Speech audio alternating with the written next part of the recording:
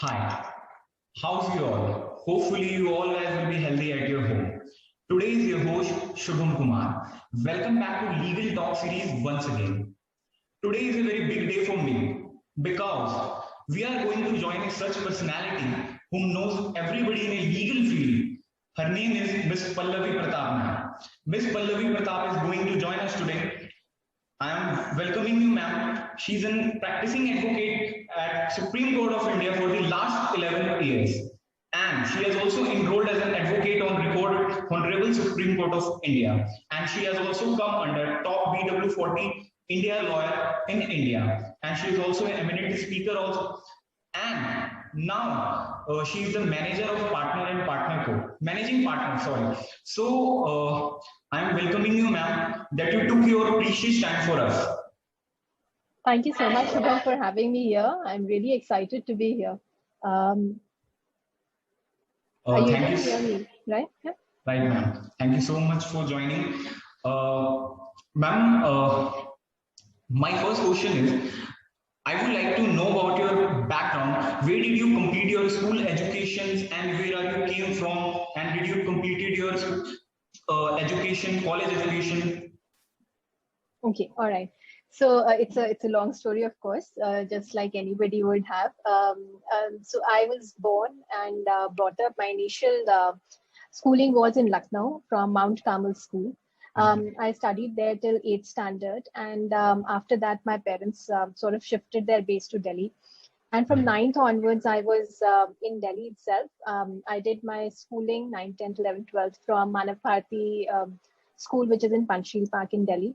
And then I went on to do my graduation from Jesus and Mary College, after which I also enrolled for my master's from LSR.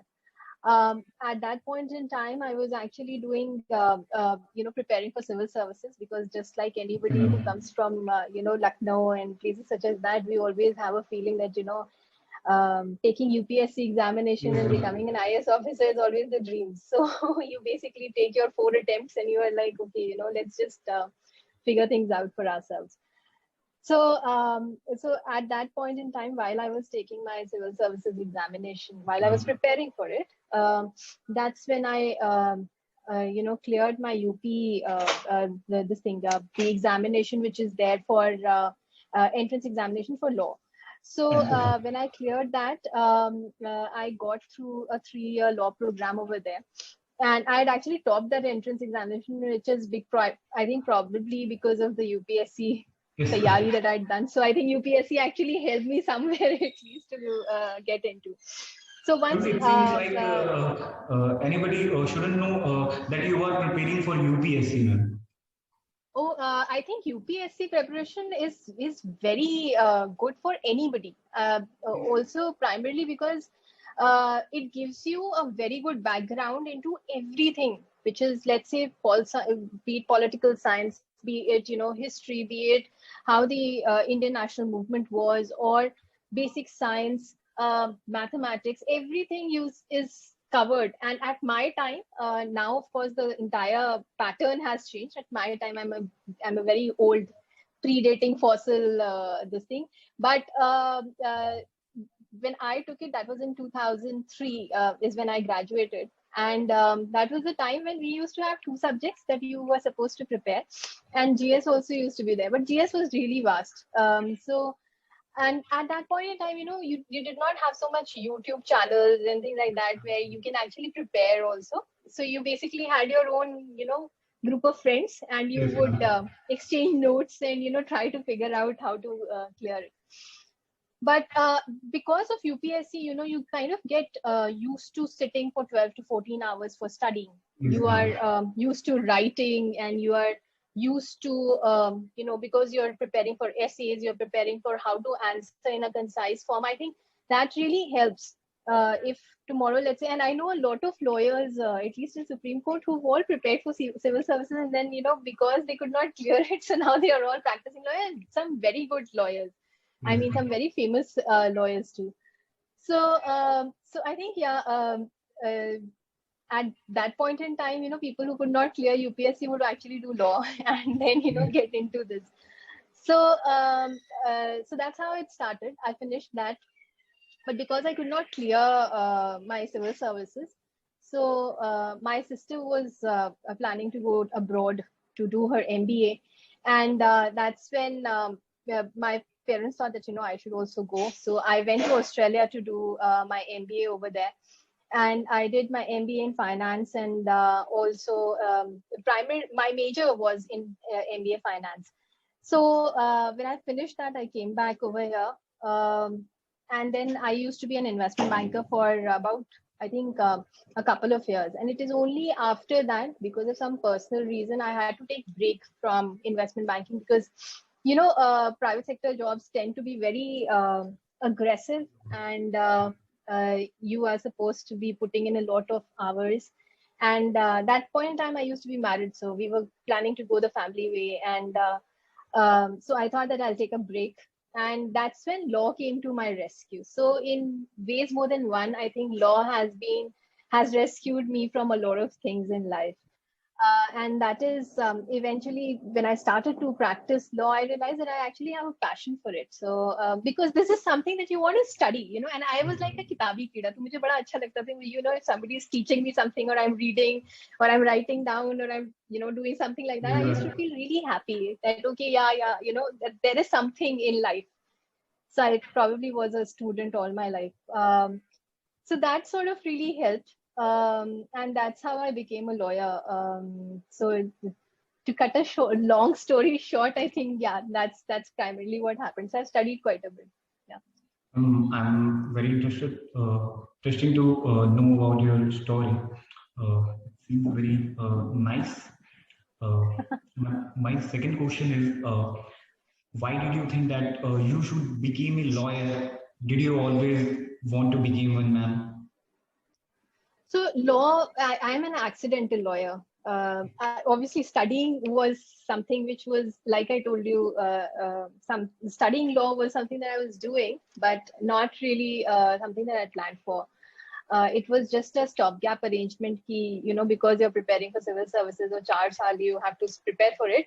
So you feel that, okay, you should have some degree coming out of it also at that point in time. So law was just that, the stopgap arrangement of getting a degree. But then when I stepped into law, like I said, I realized that there is this passion that I have for law, because it was just very intriguing. And this was not something which was planned. Like I've seen people, they've planned their gorgeous career path as far as law is concerned. They've been really doing it really well. I came into the field very late in life. So the fact that I could actually achieve quite a bit in this short span is something that I've always felt that I don't know how it happened. What had happened was, when I shifted to law, my mother said to me that you're shifting your career, but make sure that you don't leave it. So since then, it always rings every time that something happens, and I'm like, why is it that I'm doing this? I might as well go back to corporate side. And that's when I realized that no, she said that. And the second important thing was that litigation is the field that I've chosen, and I love litigation. I think that's something that really excites me. It's not that I've always been an argumentative type. Contrary to that, I've always been very soft spoken, and a lot of times when I was initially starting my career, they used to say, "Tum bolti bhi ho," as in, are you able to speak? Are people even able to hear your voice? Now I can speak a little loudly, but earlier I couldn't. So it's been a journey which was really interesting. I think there was a lot of lack of confidence, because I did not really come from the elite law colleges. Probably if I would have taken my CLAT and done something out of it right after 12th standard, maybe life would have been very. So then basically this is how it really happened. And then when I became an AOR, I cleared my AOR examination in my first attempt. So that sort of gave me a lot of confidence that, I can actually do it. And it is not necessary that, I should have that big college league tag. I think at the end of the day, it's all about your hard work, the amount of hard work you're able to put in. This is, as they say, the jealous mistress. So this profession is always going to take up so much of your time. If you have passion, only then you can survive. I think your mom plays a vital role to be you to become as a lawyer? Actually, you'll be surprised. It was basically Justice Leela Seth's book, an autobiography that she'd written called On Balance. It was that book when I read it many years back. That book sort of prompted me into thinking that, a woman can be a good lawyer. See, earlier what used to happen was when you come from a small town, like for instance, Lucknow and all, you would not see a lot of women lawyers who were doing really well for themselves. Or you would see that, lawyers as such were at that point in time were considered to be people who were just, not really very ethical and things like that. So as a profession, it was not always seen as something which was very big. Except for the senior lawyers, I think most of the lawyers that I sort of knew at that point in time, I did not really have so much respect for them. So when I read that book, it was just, what do you call it? It was life changing. And I still remember that when I finished that book, I felt that need that, I should look into law. And when that opportunity came that, I had to choose. So yeah, I was telling you about Justice Leela Seth's autobiography. And that I think was one of those watershed moments that people have in their life where, they feel that, okay, this is how it's going to be in terms of, this is how people should be living their life. And that's how it all started also somehow. So yeah, that's the little bit about what you asked. Ma'am, my third question is, you have been practicing advocate at Supreme Court of India for it took almost 11 years. So, can you share your experience with us? So while I started initially, it was not so much of inside the court as it was outside the court, because you're basically stuck to your desk and you're drafting and doing things like that. At the most, you're appearing in the registrar court initially, and then, then you gradually sort of, graduate to the level where you're taking passovers and adjournments. Then, of course, which we used to call that, a person is basically an MPA, which is Masters of Passover and Adjournment. So that's the second level that you graduate into. And then slowly you sometimes get your own brief and argue, you get your first notice issued, and you are like, literally standing in front of the judge and your legs are shaking and you're trying to make your submission. So, all of that, my journey has been exactly like that. I have been really scared and I've overcome that scary part. I have learned to build up my confidence. I think it's still a constant journey. Every single day something happens and you're trying to learn. Okay, all right. Oh, okay. This is what can go wrong. So you have to practically understand how to make it right. Or otherwise, something goes right and you realize, oh, all right, so this is how it goes right. All right. So, that's how the experience. It's every day you have to learn, every day in this profession. And initially when I started off, so there was this gentleman, Mr. P.P. Rao sir. He was a senior advocate and he was someone who was very helpful. So he said to me that, Pallavi, never say no to any matter. Any matter that comes to you, never say no. So that's how I started to take up matters from everywhere. So be it high court, be it lower court, be it consumer court matters, arbitrations, anything, even smaller legal notices, I would say take everything. And I think that gave me a lot of exposure in terms of learning everything. I have never, I think, except for taxation, my firm does all the work or in all fields. Just now we're doing, I think IBC is one of our core areas of practice. Criminal law happens to be one of our core areas of practice just now. So the more we kept doing matters, the more we kept learning. And now I can very confidently say that we have a vast experience of handling all kinds of matters just now. Considering that I'm a first generation lawyer and I do not come from a law background, I think it is something which is which I think I should give a pat on my back for being able to crack that. The other important thing I feel was that the fact that I never gave up. I never, as a person also, I very rarely give up on things. So this was something that I never gave up. I just kept doing it. And, you stumble upon, you fall down so many times, but you have to just get back and you find it. So that's been one of the most important experiences that I've had as far as, working as an AOR in Supreme Court is concerned. Ma'am, like every student knows litigation is a very tough. So I couldn't think that litigation is tough because I hear your experience.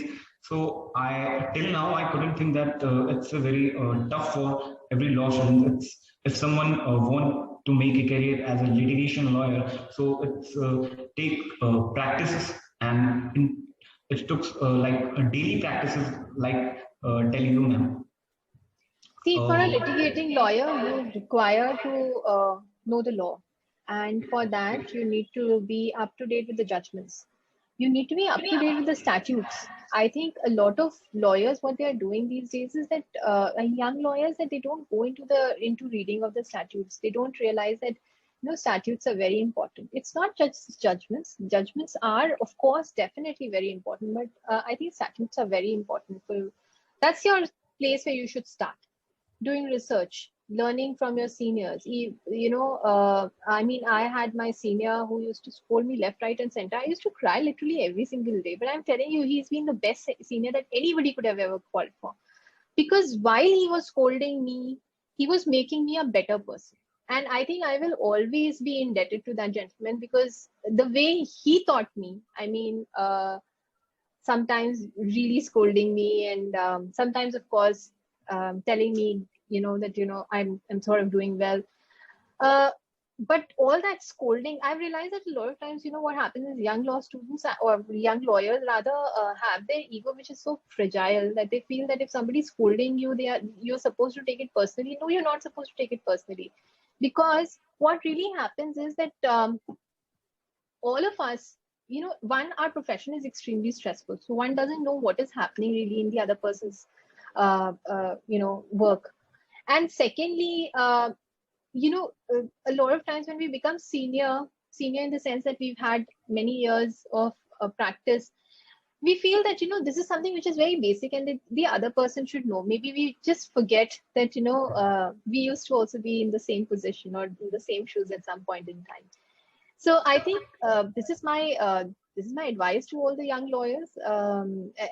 This goes out for me, my team also. They also know that sometimes I snap very badly, which is something I can't really help.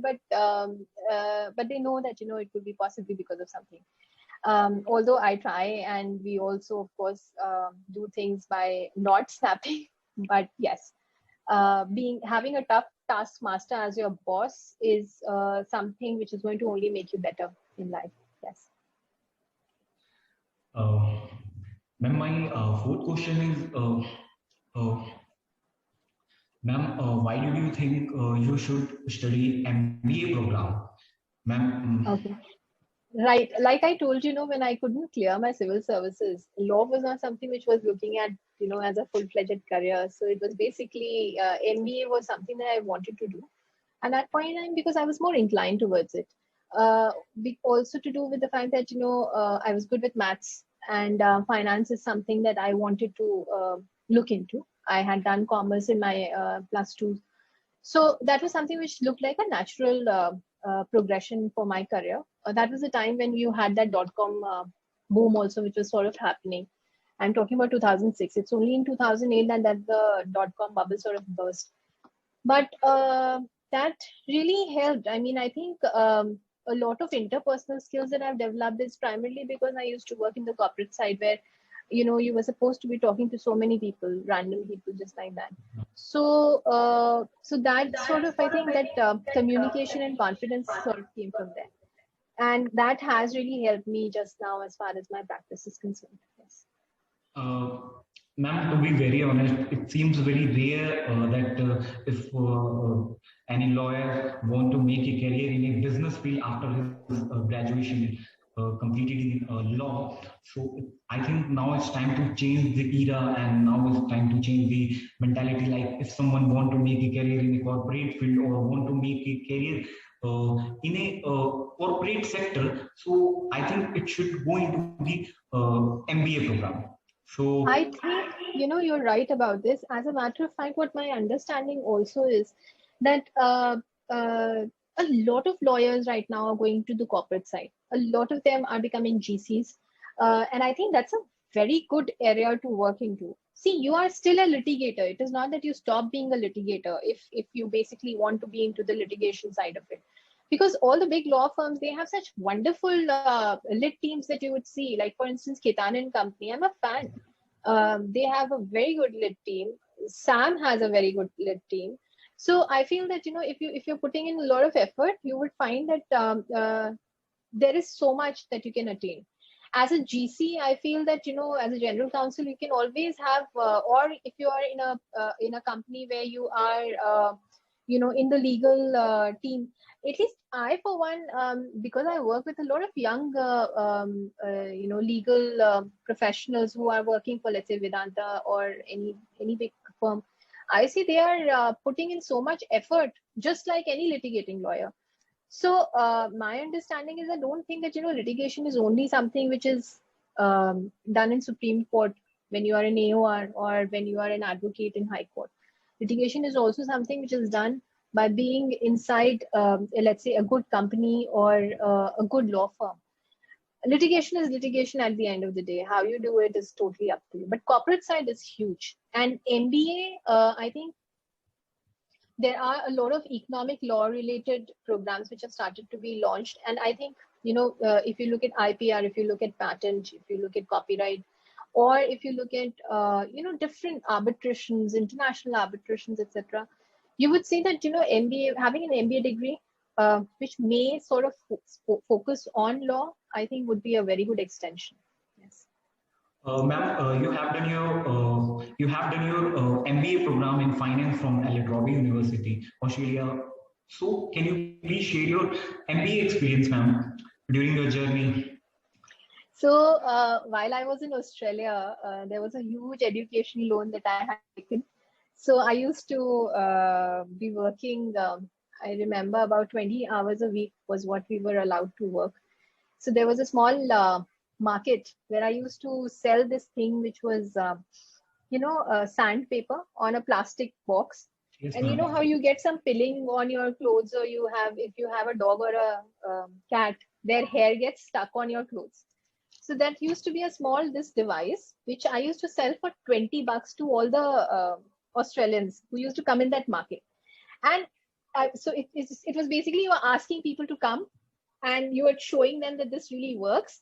And then you were trying to get that $20 out of it. And my boss, she used to be a Dutch lady. So that she used to, and it was really interesting. She was a very difficult person. So Dutch typically are very difficult people also. So so what I used to get was 10% of whatever I used to sell. So it was not like really hourly basis. It was more on a commission basis. That if I'm able to, let's say, sell $100 worth of product, I would get $10.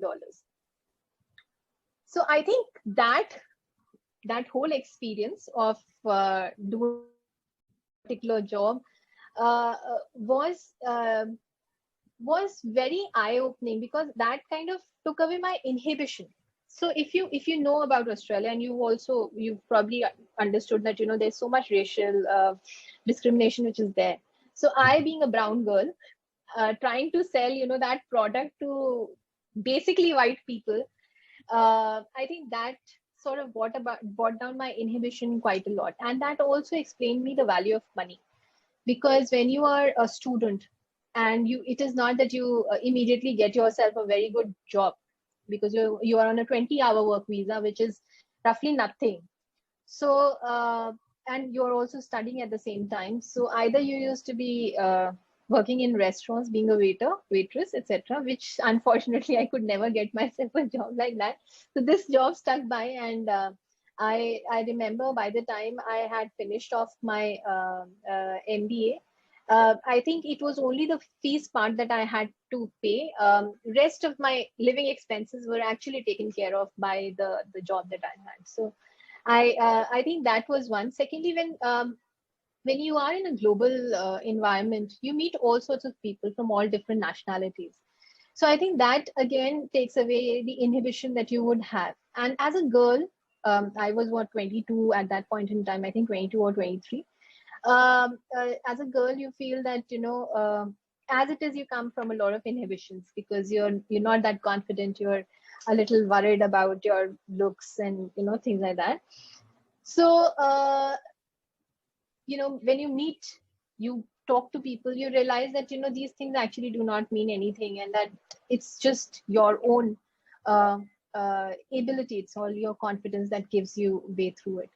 And then so I actually did my research in France, which was ESC Dijon. I did something which is called as performance measurement system. I had done a sort of a comparison between France and Australia. It was funded by an Australian government agency. And while I was in France, language was a huge barrier because I had no idea about what French was. I only knew Café Ola, which is please give me coffee with milk. And I knew, how it is bonjour, like that. That's about it. I think other than that, I had absolutely no idea about what French was. So a lot of times, it was just a lot of communication gap which used to happen. But I learned. I think I just kept learning a lot. And looking back at my life, I feel I'm 38 now. I feel that there were so many things that happened in my life which has led me to reach where I am just now. I think every single incident or every single thing that I did has sort of brought me over here. And your mom and dad is always proud of you that you are where you I are hope they now, are. and I you are hope. very I hope distinguished so. and renowned lawyer in our area. My parents still scold me like anybody's parents would. I'm sure your parents would be scolding you exactly the way my parents scold. Ma'am, my last question is: there is a many children in our India, or lot of children, or it's include law students also who want to pursue a career in a legal field, or who students who want to pursue a career in a law, so or who want to make a career in a corporate field or want to crack the competitive exam. So if you have any general tips for them, ma'am. If I have any General tips for them, ma'am. general tips, yes. No, I think for anything in life that you have to succeed into, you have to have focus, which is very important. You should know what your goal is. You should know it. You should live it. You should breathe that goal. That's very important. I think focus is very important.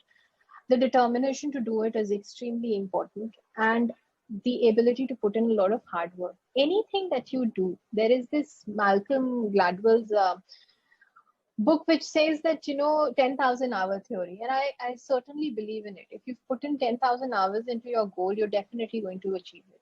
And for those 10,000 hours, I tell you, if you calculate it, it's roughly 3 years. So if you're getting into litigation, make sure that you're putting in those 10,000 hours and you're not thinking about things, and you would see that things change. If you're going into corporate side, look at those, don't think that a job is too small or too big. Always just go with the confidence. Even if it is the smallest job that you're getting into the law field, in a corporate this thing, go and learn as much as you can, and you sort of try and move up the corporate ladder. Your experience is always going to be more important than the degrees that you hold. How you're able to speak, how you're able to communicate with people, that really definitely makes a lot of difference. So I suggest that putting in a lot of hard work, the ability to put in the hard work, that is important. You have to put in at least 10 to 14 hours of your time into whatever field you've chosen to excel into it. And for competitive examination, I think there is no two doubts about it. Now with the kind of syllabus that they have just now in, let's say, PCSJ or HJS or UPSC, for instance, I think it's huge. So a lot of focused approach is required. Ma'am, it's time to stop the interview. Ma'am, thank you for sharing your experience, your journey, and thank you for sharing your valuable words, ma'am. Thank you. Thank you so much, Shubham, for having me here. It was indeed a pleasure talking to you, and I wish you all the best. And all the listeners were there, that if they ever have a query, they can always drop me a message on LinkedIn, and I typically reply as quickly as I can. And thank you so much once again for joining us today, ma'am. Thank you so much. Thank you.